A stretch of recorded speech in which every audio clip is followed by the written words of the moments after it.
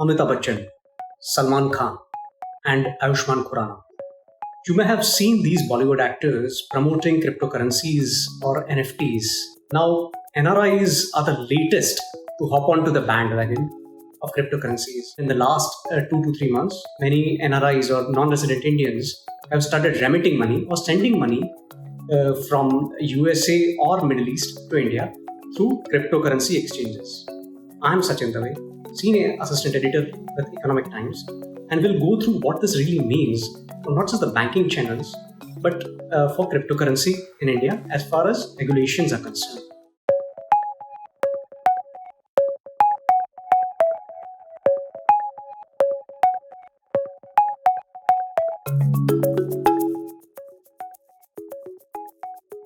As far as remittances are concerned, Indians who live outside India send anywhere around $80 billion, $80 to $85 billion every year to India.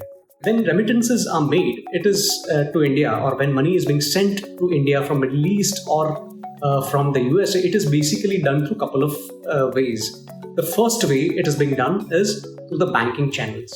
That is, the sender bank sends it through a network, the common network to India. The second way it is being done is through something called money transfer operators or MTOs. This particular way method is quite popular as far as the low remittances or the lower denomination of remittances, that is, less amounts are concerned.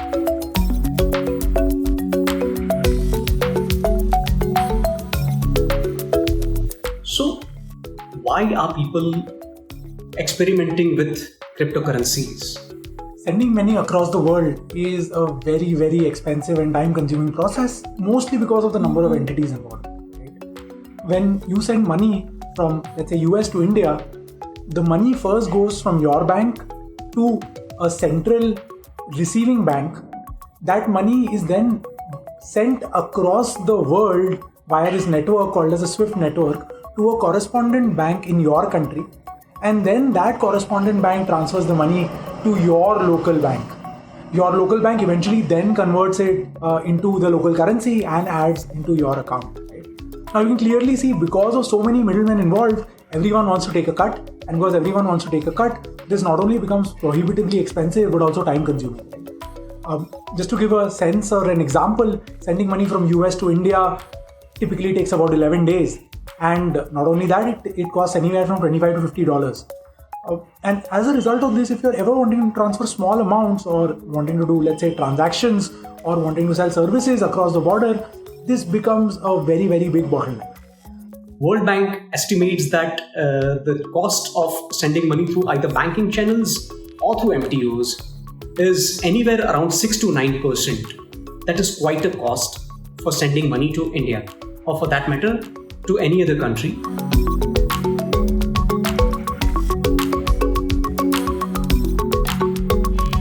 Basically, there are a couple of ways it could be done. The one is that the sender will just buy cryptocurrencies, certain cryptocurrencies, and give the password or the QR code to the receiver, and hence the money can be received by the receiver sitting in India. The other method that could be happening, or that could happen, is if the cryptocurrency exchanges provide a particular kind of service. Using some networks like Stellar or Ripple, or for that matter even Solana, the transfer amounts or transfer costs can be as low as just a few cents. And not only that, it's instantaneous. So the money goes from this account to this account within a matter of minutes. And that's essentially the power of crypto. Today, users are using a lot of different cryptocurrencies, including some of the ones that I mentioned, like Solana, Ripple, and Stellar, to transfer this amount. But for a lot of those people who are also looking for stability, they also use stable coins like USDT, USDC, DAI, and so on and so forth to transfer.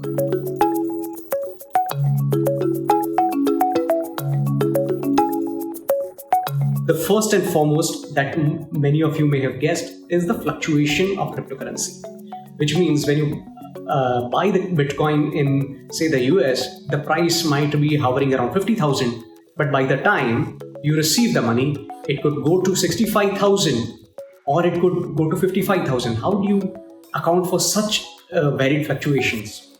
The risks that you could face involves the Indian banking system. The Reserve Bank of India and the Indian banks have had a very turbulent relationship as far as cryptocurrency exchanges are concerned. It is a very on and off relationship where the banks withdraw their services every 2 to 3 months. So, what would happen in such a scenario when your money is being sent to India and, say, for instance, your bank where you want to transfer the money withdraws the services to the particular crypto exchanges? Apart from that, for the receiver, there could be a lot of other risks, such as what happens as far as the regulations are concerned. Now, when you send the money through banking channel or on MTOs, there is KYC involved. The bank, Indian banks, Indian regulators exactly know what amount is being sent by whom and who is receiving the amount. Now, this may not be a clear answer as far as cryptocurrencies are concerned. This could be a regulatory risk. This could be also risk as far as money laundering is concerned. Apart from that, as of now, there are no laws in India around cryptocurrencies, or for that matter, even crypto exchanges. As of now, all the exchanges are operating in a vacuum, which means they are coming out with cryptocurrencies, crypto exchanges. Bollywood stars are promoting these exchanges and NFTs or cryptocurrencies, but nobody really knows where the regulators stand. Now, this also means that when you receive the amount, you don't really know what is the tax payable on that, or whether that particular amount will be captured as far as the Indian income tax is concerned.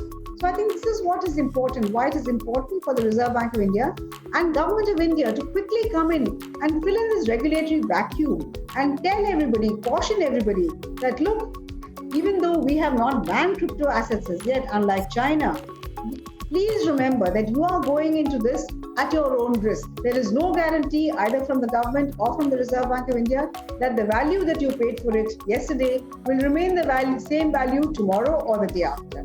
As long as people understand this and they go into it, I think we need not worry. These are certain concerns that I'm sure the regulators will have to look into it, if not now, in the coming months, when Indian NRIs or non-resident Indians will hop on more to the bandwagon and start experimenting more with cryptocurrencies. So what is the way ahead and what this really means for the Indian banking system? UPI has recently said that they're going to tie up with the Singapore Monetary Authority, and soon it will be possible for you to transfer money through UPI, that is instantaneously, from anybody in India to anybody in Singapore. Of course, there are exchange control regulations, but assuming that it is okay as per the exchange control regulations, the transaction per se is kosher, then you might soon be able to, by mid-2022 is what the NPCI has said, it will be possible for me to send money as quickly to a cousin, a daughter, a friend in Singapore, as it is today for me to send money to anybody in India. Going ahead, if this catches on, this could be a huge disruption for the Indian banking industry. This is Sachin Dave, Economic Times.